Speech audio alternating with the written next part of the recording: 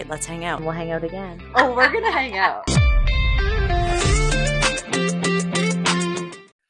We're back on another installment episode, whatever we're calling it, of Hoyden Hang. And I think the first one, I'm excited. I think it went great. I think it went swimmingly. We'll critique ourselves regardless. Always. So I mean, we can only go up. it's inevitable. Yeah. Okay, cool. What do you want to talk about this time? Let's get into, I think we need to talk about, well, you brought it up, like talking client, ideal client. I think it's a good time to like wiggle in the conversation around culture, maybe not internally, but the vibe of the client I think is really important. And just kind of go from there. Yeah, for sure. So yeah, I mean, I think we've kind of, since you've taken over, I think you're honing in a lot more on what your ideal client is because of the energy that you're bringing and where you see Hoyden growing and going next steps. Yeah. And I think we've also had the experience of dealing with a multitude of clients throughout the last few years. Mm-hmm. And you've learned what works and what doesn't work. I've learned so many things. So yeah. I mean, lots to unpack there, but it's very true. Like we've got a few set of core clients that we have learned like this is it. The kind of non-negotiables are money.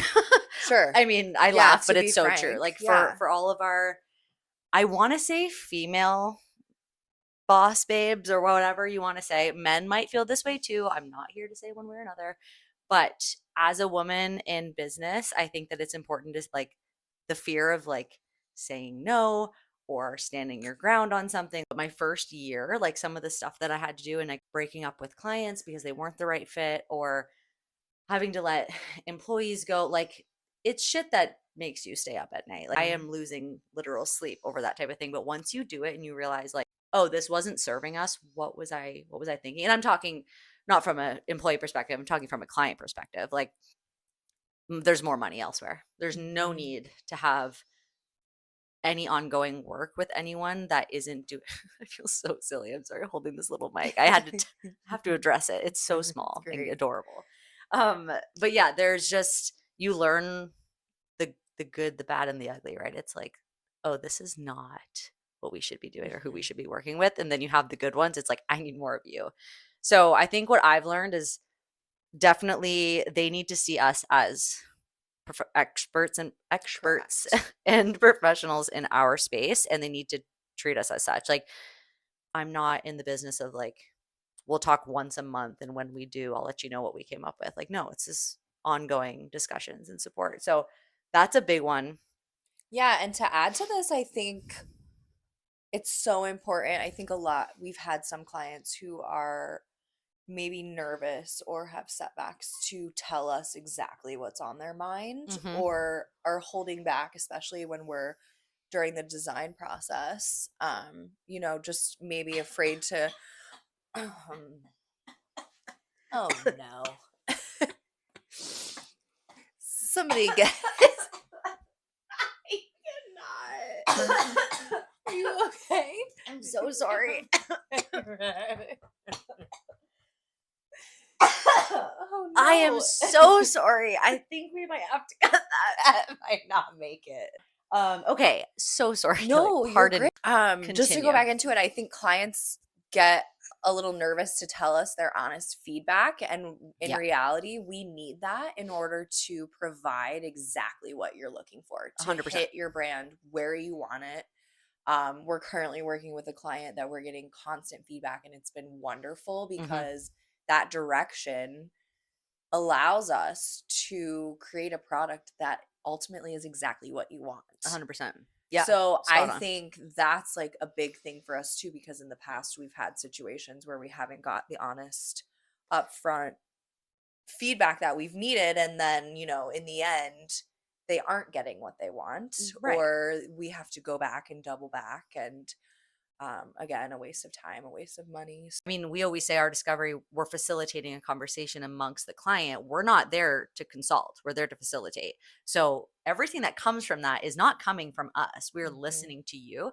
And when you don't have the right people having the right discussions, you're failing There's gonna yourself. be, yep. It's just not a good, it's not a good relationship thereafter. So we have learned it is a non-negotiable. If your decision makers can't be there for discovery, we either have to do it a different day, we have to postpone it a year, Right. whatever, or else we're just not going to have, we're not going to be able to work with you Yep. because we've been burned one too many times. And there's going to be things that we learn along the way no matter what. But the first few years of owning and running a company is like a lot of it. No one knows what they're doing. Mm-mm. Everyone's out It's here just, trial and error. yeah, Yeah. everyone's treading water, so Yep. it's like, okay, we learned what we know, what we like, but knowing what you don't like is arguably, in my opinion, a better way to look at it. So yeah, that's definitely huge. And then true partners. I mean, I don't want to be seen as a vendor. I want to be seen as like a piece of your company, like an extension of your team, because we're not just like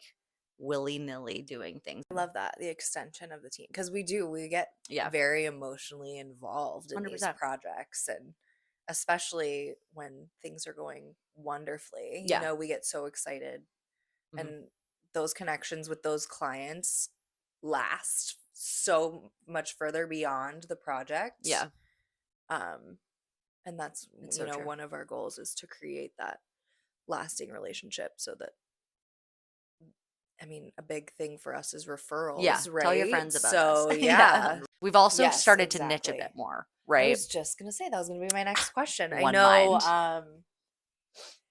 we, when I first started out with Hoyden, I think one of the major questions was, did you want to niche down? Do you Oh, yeah. want to niche? And I think you Still a were question. pretty, hesitant on, because of the opportunity to deal with so many different industries and Mhm. learn so many different ways of how people are doing things, and just the Gives us a education fresh piece. perspective. Yes. Yeah. Yeah. So where do you see Hoyden going in the next year? I mean, Yeah. where we've kind of talked about, It's the million-dollar question, yeah. truly. Yeah, no, I think, I mean, going back to that note, I know, again, broken record, but the idea around like niching in service more so than niching in industry has kind of always been what we've done, right? Like we have always been design first, Mhm. majority of the time for brand. But when Hoyden, because when I took over, we shifted a bit, right? We used to be Hoyden Creative Group. It was more marketing, production house type of vibe. Now it's more intentional, like strategic partnerships and building brands and then handing off. Like we're not doing as much quote unquote marketing work as much as Yeah. we used to, which is intentional.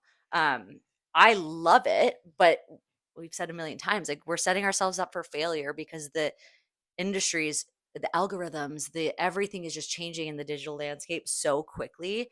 Unless you have $1 million a month budgets, it's just not feasible because you're not going to be able to get ahead of the big guy. If you have investment and you can put that money toward marketing spend and ad spend and all that, great. But it's not like a one and done. You have to keep going, right? So hence why we've niched even more so in service to get to the brand dev and strategy piece. So to your point, the broadness of industry and not niching in industry allows us to come to the table with unique ideas. I've had things before where like a law firm, we're doing something that sparks an idea for the cigar lounge, Right. like really Right. like polar opposite Yep. industries, and somehow it works because you aren't so narrow minded on like what's going on in that space. There's of course a benefit to it as well, because if you do niche in your industry, you know it in and out. It's just, I think it becomes a little stale. So that's why we're entering into this space in come 2026. We're starting it now, but this like finance and insurance space, never thought I'd see the day. Ever. Finance maybe, because like wealth management just has a sexier ring to it, but to my insurance folks who I love genuinely, never thought I'd see the day. I remember at TFC in Detroit, I was at the funder dinner and everyone was doing their little intro thing, and James had me talk at the end, and I was like, not gonna lie guys, least sexy industry. I want to be clear, this is life insurance. People are dying. People are dropping like It can flies, be a and we're little morbid. yeah, it can be. But the thing is we've met these people and we're like, oh, these people are our type of people. Like, There's oh my God, so much passion they're behind it. incredible. And Yeah. like everyone in our space that we have been connected with tends to, say it's a morbid topic, but most of them want to have fun with it. Like, Hmm. it's inevitable. Hmm. We all gonna die. Yeah. Like it's Right. Right. unfortunately our time will come. So it's that like creative way, and it is a very strategic industry. Like you think about how insurance and finance, how they're starting to morph together. Like everything's Hmm. kind of blending to be like, well, how are you using your plan as a financial plan? Like your policy now becomes a retirement fund. There's all Right. these things that you can do. So that's where, to your earlier question about like where we're going to head into the new year, there's always going to be unknowns, of course, but the biggest thing I think is like leaning into that space and really Hmm. just owning it. I am excited for it. Yeah. That industry is going to have a lot of retirees. Turnover. Hmm. So dad might be retiring, son's taking over, daughter's taking over, whatever. And they probably are going to want to bring some life to it. I mean, it's Hmm. no shade. There's probably some older folks out there that are hip and they have a really decent thing going on, but Yeah. a lot of them are married to, as they should be. It's their baby, it's their brand. But I'm excited for this like new wave of ownership and people to be like, let's have some fun with it. I always joke like make insurance sexy again, Yeah. and everyone's like, when was it? I'm like, okay, make insurance sexy, hard stop. Hmm. So yeah, it's gonna be really fun. And I think the people piece of it is like it's just the no-brainer, because if we're gonna preach the energy and it, making sure you hire for that type of reason, making sure you continue partnerships based on like the vibes and how you connect with one another and treat each other like humans and Yeah. respect one another. Right. It's not really hard. It's pretty common sense, but you'd be surprised. But yeah, I don't know. I'm excited. Um, I think Lots to there's a learn. lot of opportunity in that space too, because I mean, just speaking specifically like with like websites and where those used to be back in the day, and then again with the turnover with like people getting older and retiring, and you're getting these younger generations in front of it, like they want to see those updates Mhm. in their marketing material, in their branding materials. And Yeah. it's such a great opportunity for us to come in as creatives. Let's talk about our 30s real quick, because I feel like there's a lot of things that It's been my favorite time of my life it's so bomb. far, by bar none. Nice.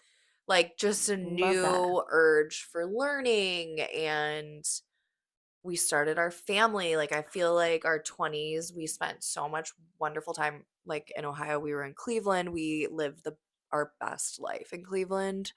And then we Shout out gave up. MGK. Yeah, right. I What don't up, know much. Kels? I I'm don't know. gonna say that on every episode. Don't let it happen. I do stamp on the head. Not. Can't say that. I'm gonna have to get the Oh yeah, taboo we need to buzzer. get the taboo buzzer. That would be fun. It was supposed to be for cutting me off because I talk a lot, but it might have to be Kelly and her MGK You comment. brought it up. I know.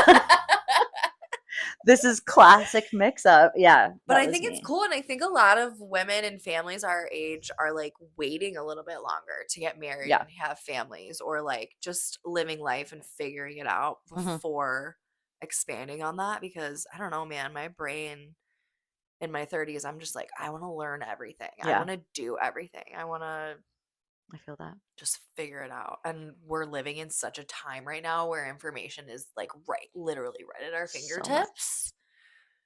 It's So overwhelming, it but exciting. is. Yeah, I agree. I mean, I'm acting like I'm pushing 40. Also, I'm the oldest one on the team, so She's our geriatric. for Paige to be saying that. No, I mean, you never know it. You'd Oh never my even know she was gosh. 30. Yeah, no, I recently turned 30 and man, I'm into it. I feel like it feels like I was in my 20s forever ago. And there was the piece of me that didn't want to let it go just because, like, I feel like there was an impressive piece to, like, oh, you're only 29. And it was like, Mm, now I'm like, ugh, no, I'm 30. But then you you're realize still like 30 going. is really young. Like you get into it. Like I'm gonna Oh be yeah. 15 until I die. Like I will tell you right now, I'm not gonna grow up. Never grow up.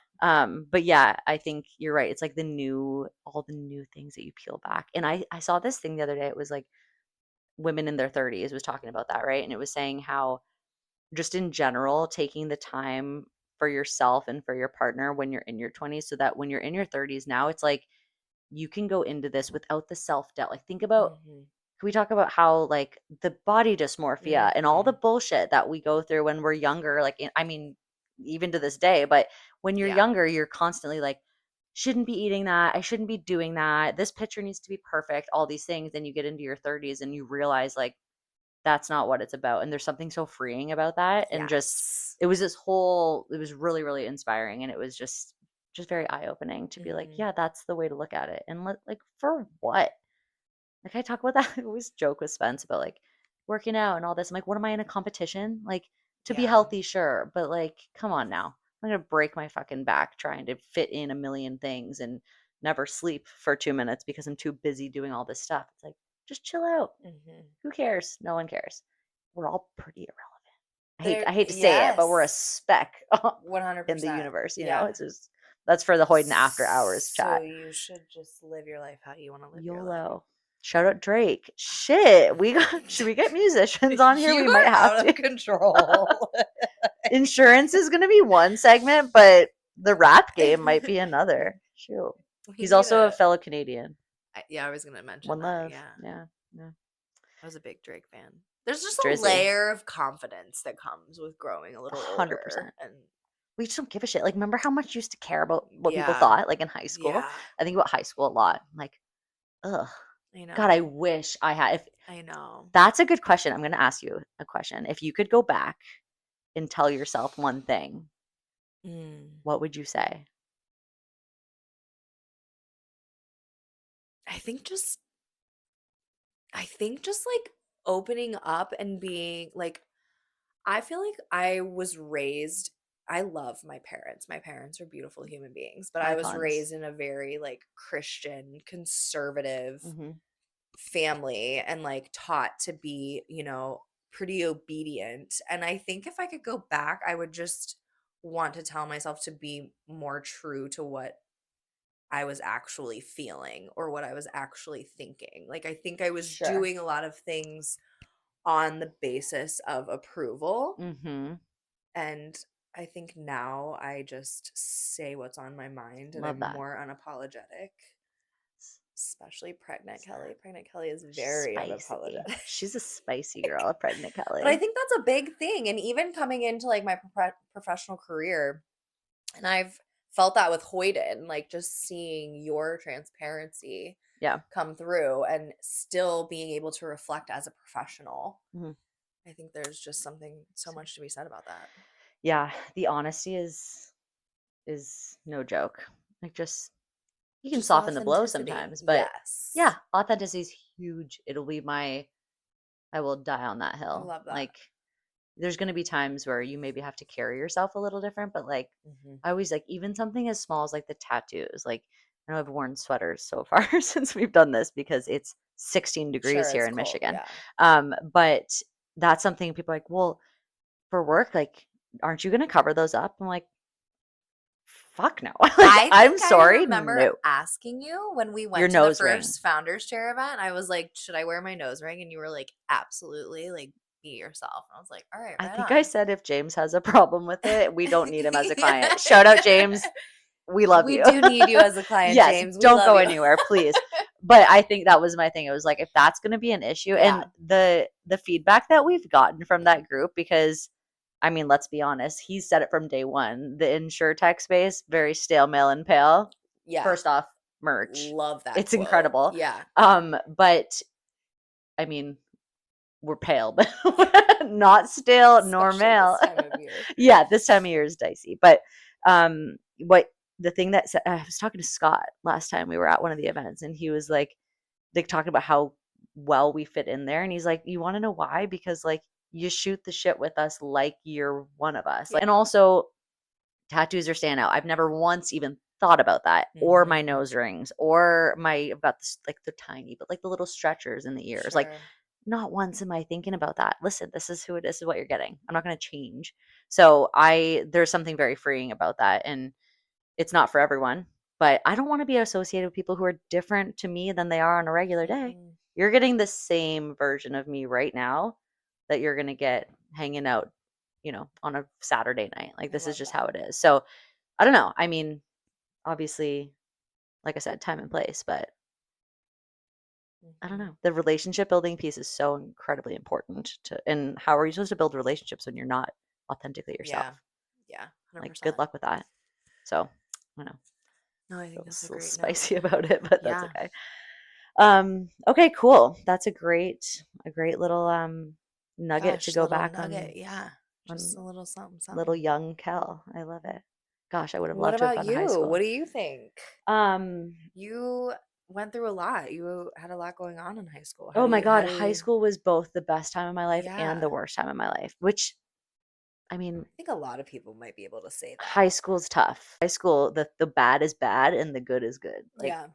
it's just so true. But I think I just in high school just was too concerned about what people thought. Like, crippling Hmm. anxiety to speak Hmm. in front of people. Now I might sweat a little, but I'm gonna get up and hell yeah, throw me Yeah. on stage. Let's see what happens. Probably will fall, but what are you gonna do? Get back up. Sure, I'll cuss along the way. That's I'll what it fall, is. break my nose, but That's I'll be right. back. So yeah, that's my advice to my younger self is like, get your head out of your ass. Like, why are you worried about what people think? I feel like I'd dabble in like improv if I could. Yeah.